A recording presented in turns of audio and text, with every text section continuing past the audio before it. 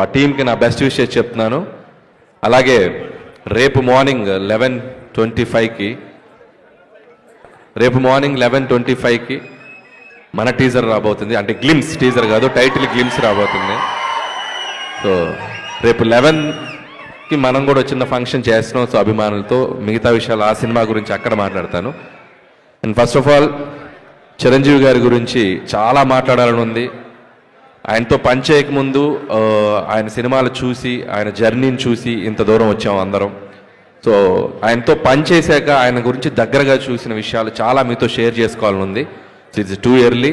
So ముందు చాలా functions ఉంటాయి కాబట్టి అక్కడ ఆయన గురించి ఇంకా చెప్పాల్సిన విషయాలు చాలా చెప్తాను. బట్ ఒక విషయం నాకు షేర్ చేసుకోవాల్సింది మీతో. 1978లో ప్రాణం ఖరీదు అనే సినిమాతో మొదలెట్టారు ఆయన సినీ ప్రయాణం మన శంకర్ వరప్రసాద్ గారు, అదే మన చిరంజీవి గారు. అక్కడి నుంచి దాదాపు 157 చిత్రాల ప్రయాణం. ఆయన టచ్ అయిన జోనర్ లేదు.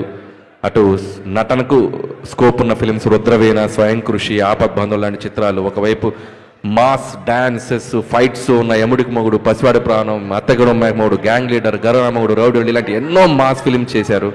సో ఒక జనరేషన్ని ఒక ఊపిన ఒక స్టార్ మెగాస్టార్ చిరంజీవి గారు. అది అందుట్లో ఎటువంటి సందేహం లేదు.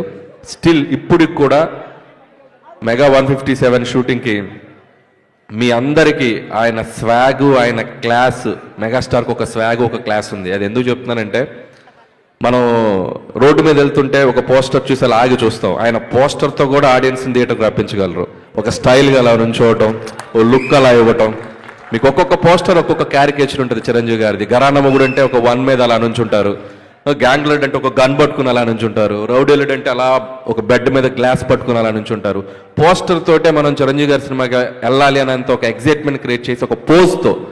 సో అంత అట్రాక్షన్, అంత ఒక ఇదున్న స్టార్ చిరంజీవి గారు.